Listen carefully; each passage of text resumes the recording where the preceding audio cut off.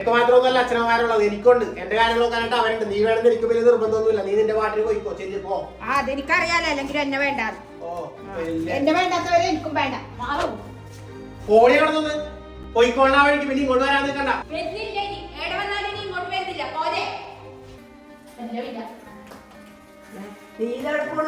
ഞാൻ പോവേണ്ട. മോന്റെ സ്വഭാവം ശരിയല്ല.